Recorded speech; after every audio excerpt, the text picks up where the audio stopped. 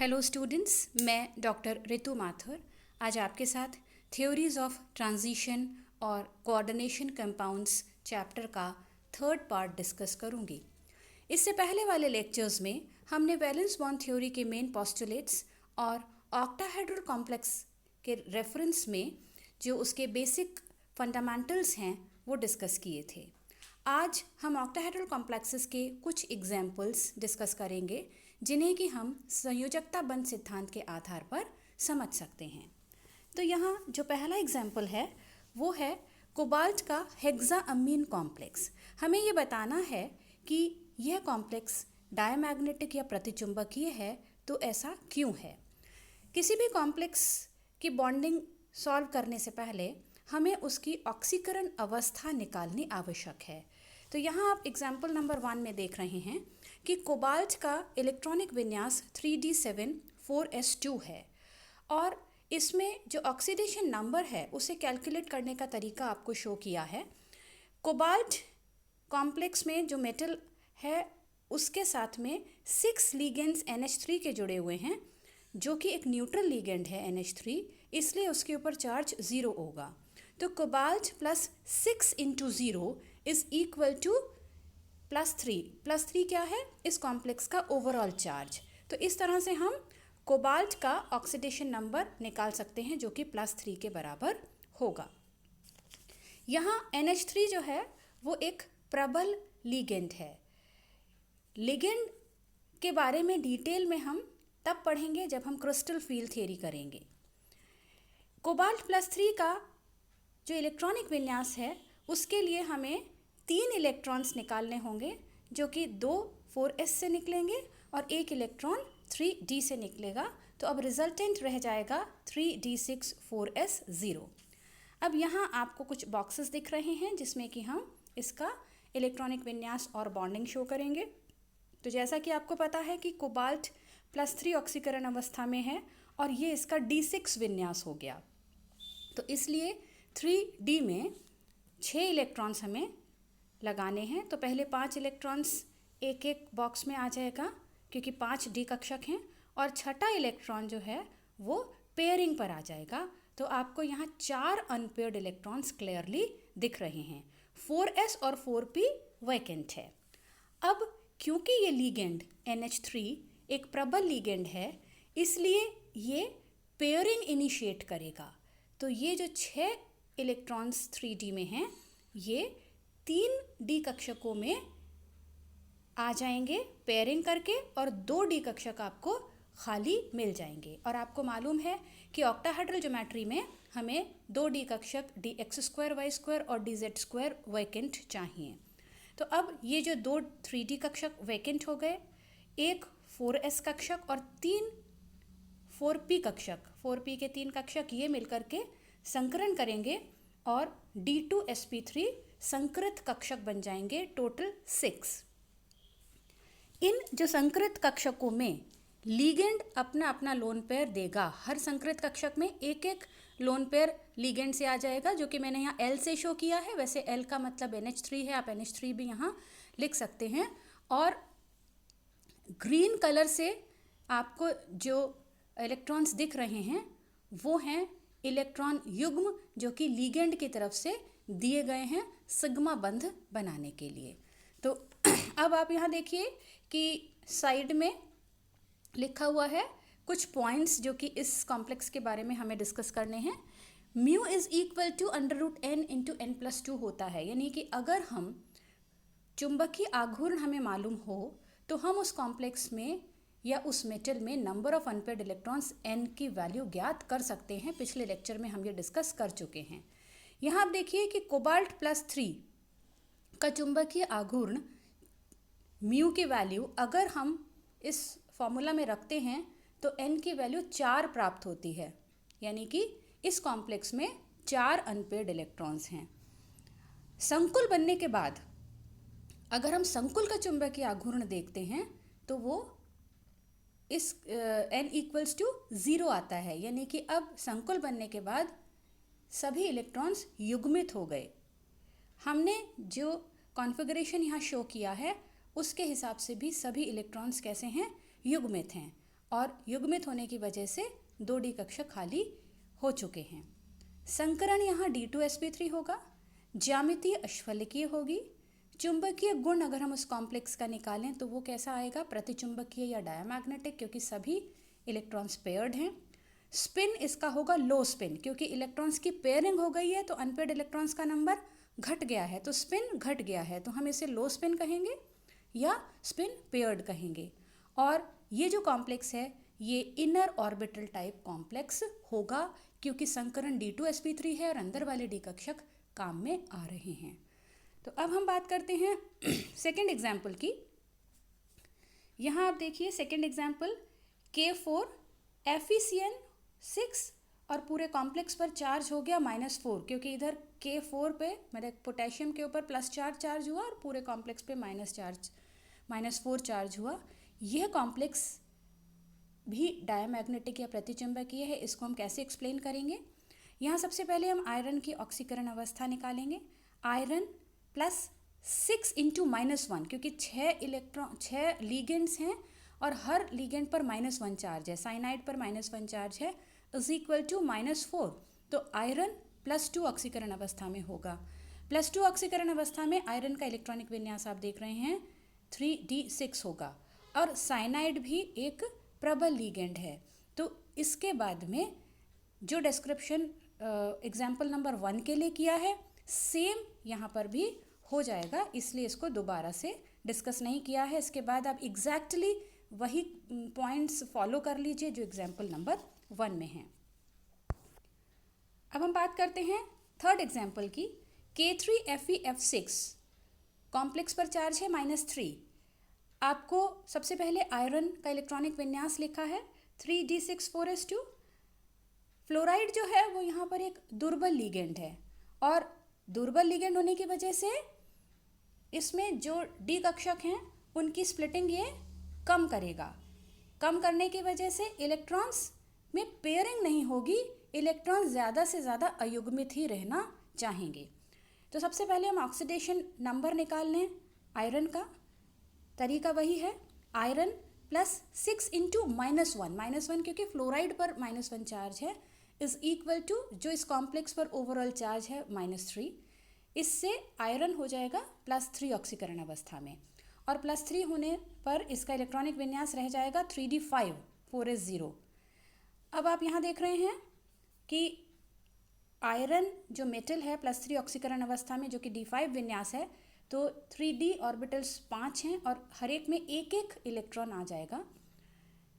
जब हम इसका कॉम्प्लेक्स बनाते हैं, यानी कि फ्लोराइड के साथ ये मिलेगा, 6 फ्लोराइड आयंस मिलेंगे, तो जो कॉम्प्लेक्स बनेगा उसमें, क्योंकि ये फ्लोराइड एक दुर्बल लिगेंड है इसलिए इलेक्ट्रॉन्स की पेयरिंग नहीं होगी, तो 3d में कॉम्प्लेक्स बनने के बाद भी 5 ही अनपेयर्ड इलेक्ट्रॉन्स रहेंगे, 2d कक्षक अंदर वाले खाली नहीं होंगे। इस स्थिति में 4s का एक कक्षक, p के 3 कक्षक यानी sp3 और बाद वाले यानी 4d के 2d कक्षक काम में आ जाएंगे और आपका संकरण हो जाएगा sp3d2। तो अब हम बात करते हैं इसके पॉइंट्स के जो साइड में लिखे हुए हैं। आयरन +3 जो मेटल आयन है, जो फ्री मेटल आयन है, उसका चुंबकीय आघूर्ण 5 अयुग्मित इलेक्ट्रॉन्स के बराबर है, और ऐसा आप यहाँ जो इलेक्ट्रॉनिक विन्यास और ये बॉक्सेस बने हैं उसमें आप देख सकते हैं। जब संकुल बन जाता है तो संकुल बनने के बाद भी चुंबकीय आघूर्ण 5 अयुग्मित इलेक्ट्रॉन्स के बराबर ही होगा। चुंबकीय आघूर्ण वाले फॉर्मूला में आप म्यू की वैल्यू रखिए और एन कैलकुलेट कर लीजिए। तो कॉम्प्लेक्स बनने के बाद भी 5 ही अयुग्मित इलेक्ट्रॉन्स हैं। इससे आपको ये समझ आ जाएगा कि अंदर वाले 2d कक्षक हमें खाली नहीं हो पाएंगे और हमें बाहर के 2d कक्षक, आउटर जो 4d में से 2d कक्षक काम में लेने हैं, इसलिए संकरण हमारा sp3d2 होगा। इसके बाद जो इसकी ज्योमेट्री है वो ऑक्टाहेड्रली होगी क्योंकि कोऑर्डिनेशन नंबर 6 है। चुंबकीय गुण में ये जो कॉम्प्लेक्स है इसमें 5 अयुग्मित इलेक्ट्रॉन्स दिख रहे हैं, तो ये पैरामैग्नेटिक होगा और पैरामैग्नेटिज्म 5 अनपेयर्ड इलेक्ट्रॉन्स के कोरस्पॉन्डिंग होगा। जब हम स्पिन की बात करते हैं तो ये एक हाई स्पिन कॉम्प्लेक्स है क्योंकि 5 डी कक्षक में जो इलेक्ट्रॉन्स हैं वो अनपेयर्ड है और ये जो टाइप ऑफ कॉम्प्लेक्स है वो क्या होगा, आउटर ऑर्बिटल कॉम्प्लेक्स, क्योंकि इसमें बाहर के 2 डी कक्षक काम में आ रहे हैं। नेक्स्ट पॉइंट हम लेते हैं, जो कॉम्प्लेक्स है वो है FeH2O होल 6+3। ये कॉम्प्लेक्स का description exactly 3rd number complex के जैसा है। स्टार्ट हम कर लेते हैं कि iron is 3d6,4s2, H2O is a week ligand, जैसा कि इससे पहले वाले केस में फ्लोराइड वीक लिगेंड था। आयरन की ऑक्सीडेशन नंबर हम निकाल सकते हैं, वो +3 आएगी। +3 आयरन की ऑक्सीडेशन स्टेट होने पर 3d5 विन्यास और 3d5 4s0 ये विन्यास यहाँ आ जाएगा। अब आप देख रहे हैं कि इसके बाद जो पूरी स्थिति है वो कैसी है, एग्जाम्पल नंबर 3 की तरह, तो आप उसको एज इट इज फॉलो कर लीजिए। 5th एग्जाम्पल हम ले रहे हैं, COF6-3 कॉम्प्लेक्स है। कोबाल्ट की ऑक्सीडेशन नंबर निकालने से पहले हम उसका इलेक्ट्रॉनिक विन्यास लिखेंगे 3d7,4s2। यहाँ जो फ्लोराइड है वो कैसा है, वीक लिगेंड है। ऑक्सीडेशन नंबर कैसे निकालेंगे, कोबाल्ट +6 × -1, क्योंकि फ्लोराइड का चार्ज -1 है। ये पुट करने से कोबाल्ट की ऑक्सीडेशन स्टेट आएगी +3, और +3 आने से क्या होगा, विन्यास हो जाएगा 3d6। अब आप आगे देखिए, ये जो 3d6 विन्यास हमने लिया, इसे हमने डी कक्षकों के जो बॉक्सेस बने हैं उसमें शो किया है। कोबाल्ट 3d6 के लिए 5 इलेक्ट्रॉन्स एक एक आ जाएंगे, पांचों जो 3d कक्षक हैं, 6ठे इलेक्ट्रॉन की पेयरिंग हो जाएगी। अब क्या है, क्योंकि हमारा लिगेंड वीक फील्ड है, वीक फील्ड होने की वजह से पेयरिंग नहीं करा पाएगा। पेयरिंग नहीं होगी तो अंदर के डी कक्षक खाली नहीं होंगे, इन इलेक्ट्रॉन्स का रीअरेंजमेंट या पुनर्विन्यास नहीं होगा, और बाद के डी कक्षक यानी 4d वाले काम में आएंगे। तो sp3d2 ये जो 6 संकरित हाइब्रिड ऑर्बिटल्स बने, इसमें 6 लिगेंड्स, जो कि हमारे केस में फ्लोराइड हैं, आप L की जगह F लिख सकते हैं, F नेगेटिव फ्लोराइड लिख सकते हैं। ये अपना अपना इलेक्ट्रॉन पेयर एक एक कक्षक में देगा, जिसको कि ग्रीन कलर से शो किया है। आप यहाँ साइड में देखिए नोट, इसके पॉइंट्स हैं। कोबाल्ट +3 का चुंबकीय आघूर्ण जो फ्री मेटल आयन है वो है 4 अयुग्मित इलेक्ट्रॉन्स के बराबर।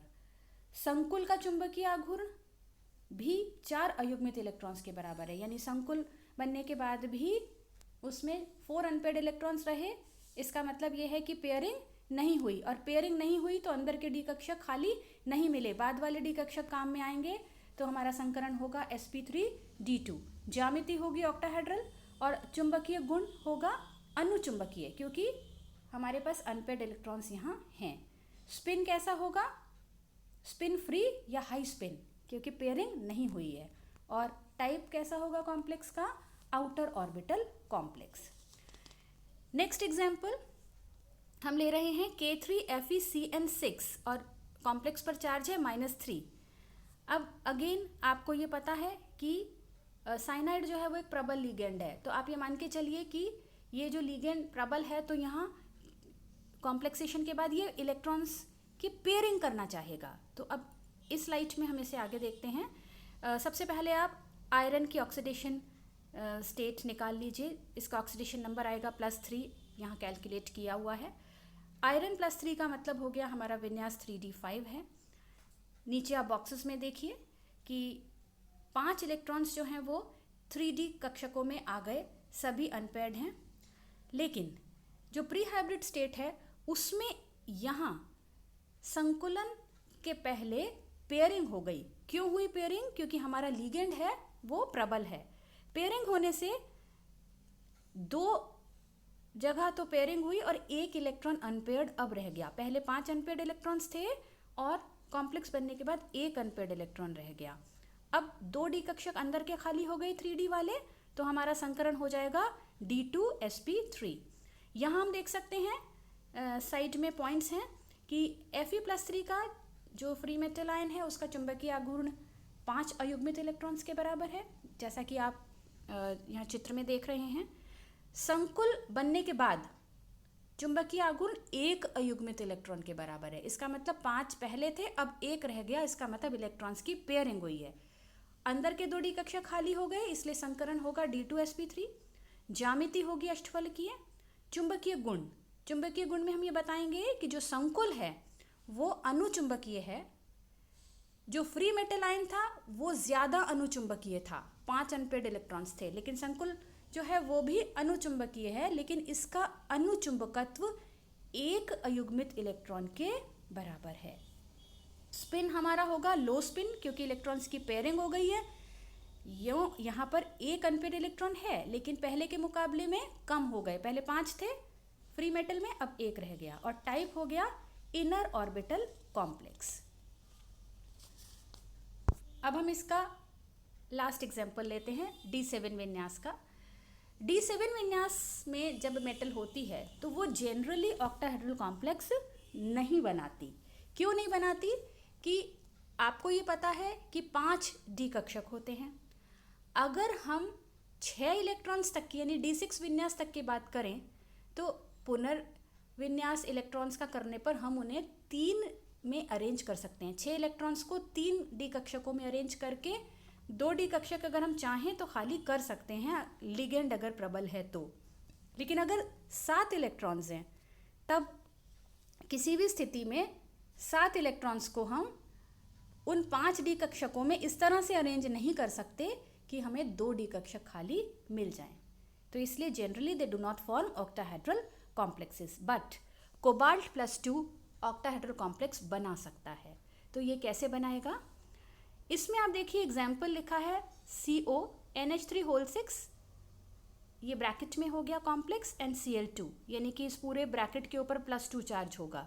तो पहले हम कोबाल्ट का ऑक्सीडेशन नंबर निकाल लें, वो होगा कोबाल्ट +6 × 0। 0 क्यों होगा? NH3 एक न्यूट्रल लिगेंड है, उस पर चार्ज 0 होगा, इज इक्वल टू +2 जो कि इस कॉम्प्लेक्स का ओवरऑल चार्ज है। इससे कोबाल्ट का ऑक्सीडेशन नंबर +2 आ जाएगा। और कोबाल्ट जो +2 है वो 3D7 होगा। ये यहाँ आप थोड़ा इसको करेक्ट कर लीजिएगा, कोबाल्ट +3 लिखा हुआ है 3D7 के साथ, इसको +2 कर लीजिए आप। तो cobalt +2 is equal to 3D7। अब आप यहाँ नीचे देखिए जो बॉक्स बने हुए हैं, इसमें हमने कोबाल्ट +2 यानी कि D7 विन्यास लिखा हुआ है। 5 इलेक्ट्रॉन्स पहले एक एक लगा लेंगे 3D में, और 2 इलेक्ट्रॉन्स पेयरिंग में आ जाएंगे, और 4s 4p और 4d हमने वैकेंट छोड़े हैं। अब जब प्री हाइब्रिड स्टेज है तो उसमें क्या है, यहाँ पे जो कॉम्प्लेक्स इस कॉम्प्लेक्स में NH3 जो लिगेंड है वो प्रबल लिगेंड है, तो ये पेयरिंग कर लेगा। पेयरिंग करने से क्या होगा कि शुरू के 3 डी कक्षकों में 6 इलेक्ट्रॉन्स आ जाएंगे, और क्योंकि हमें 2 डी कक्षक अंदर के खाली चाहिए ऑक्टाहेड्रल ज्योमेट्री बनाने के लिए, इसलिए जो 7वां इलेक्ट्रॉन है वो शिफ्ट कर जाएगा 4D में, और इस तरह से अंदर के 2 डी कक्षक खाली हो जाएंगे। अब आपका ये प्रश्न हो सकता है कि ये एक इलेक्ट्रॉन इतनी हायर एनर्जी पर क्यों जाएगा? तो इसका रीज़न क्या है कि यूँ तो इसको एक्स्ट्रा एनर्जी रिक्वायर्ड है 4D तक जाने के लिए इस एक इलेक्ट्रॉन को, लेकिन ऐसा होने से जो संकरित डी कक्षक बनेंगे उनसे tremendous amount of energy release होगा, तो उस मुकाबले में 4D तक ट्रांसफ़र करने के लिए जो एनर्जी है वो बहुत कम है, और अगर संकरित कक्षक बन जाते हैं तो हमें बहुत ज़्यादा एनर्जी मिलती है, तो ये फेवरेबल है इस कॉम्प्लेक्स के फॉर्मेशन के लिए। तो इस तरह से अंदर के 2 डी कक्षक हमने खाली कर लिए। अब D2sp3 संकरण आसानी से हो जाएगा। और यहाँ आप एक चीज़ ध्यान दीजिए, जो साइड में मैंने नोट लिखा है कि कोबाल्ट +2 का चुंबकीय आघूर्ण जो फ्री मेटल का है वो 3 अनपेयर्ड इलेक्ट्रॉन्स के बराबर है, आपको दिख रहा है। संकुल का चुंबकीय आघूर्ण 1 अनपेयर्ड इलेक्ट्रॉन के बराबर है, क्योंकि बाकी की पेयरिंग हो गई और एक जो अनपेयर्ड रहा वो 4D में ट्रांसफ़र हो गया। संकरण होगा D2sp3, ज्यामिति होगी अष्टफलकीय, और चुंबकीय गुण उसमें क्या होगा कि जो कॉम्प्लेक्स बना उसका अनुचुंबकत्व 1 अनपेयर्ड इलेक्ट्रॉन के बराबर है, जबकि फ्री मेटल में 3 अनपेयर्ड इलेक्ट्रॉन्स थे। स्पिन कैसा होगा? लो स्पिन, क्योंकि पेयरिंग हो गई, पहले 3 अनपेयर्ड थे, अब सिर्फ एक ही रह गया। और इस कॉम्प्लेक्स का टाइप होगा इनर ऑर्बिटल कॉम्प्लेक्स। अब जो एक बहुत इम्पॉर्टेंट बात है वो ये कि आपको दिख रहा है कि हमने एक इलेक्ट्रॉन एक्साइट करके 4D में ट्रांसफ़र कर दिया है। अब ये जो एक अकेला इलेक्ट्रॉन 4D में पहुंच गया, इसका नाभि से डिस्टेंस और अट्रैक्शन, मतलब डिस्टेंस बढ़ गया नाभि से, इसलिए नाभि से अट्रैक्शन कम हो गया। इस एक इलेक्ट्रॉन को बहुत आसानी से बाहर निकाला जा सकता है। यह इलेक्ट्रॉन इस सिस्टम से बाहर निकलता है और जहाँ भी जाकर के जुड़ेगा, जिस सिस्टम पे जाके जुड़ेगा, उसका अपचयन कर सकता है। तो हम ये कह सकते हैं कि ये जो कॉम्प्लेक्स है ये बहुत अच्छा अपचायक है। इसमें से एक इलेक्ट्रॉन आसानी से निकला, इसका खुद का ऑक्सीडेशन हो गया, CO+2 से CO+3 हो गया, लेकिन जहाँ जाकर के ये ऐड होएगा वहाँ अपचयन करेगा। तो एक प्रश्न ये बन सकता है कि समझाइए क्यों Cr+2 का जो ऑक्टाहेड्रल कॉम्प्लेक्स है ये एक बहुत अच्छा अपचायक है। तो इस तरह से हमने कुछ कॉम्प्लेक्सेस के डिटेल्स पढ़े। मोर और लेस आप कोई भी और कॉम्प्लेक्सेस के अलावा उठा के देख लीजिए, इनके अलावा आप और कहीं कैटेगराइज नहीं कर पाएंगे।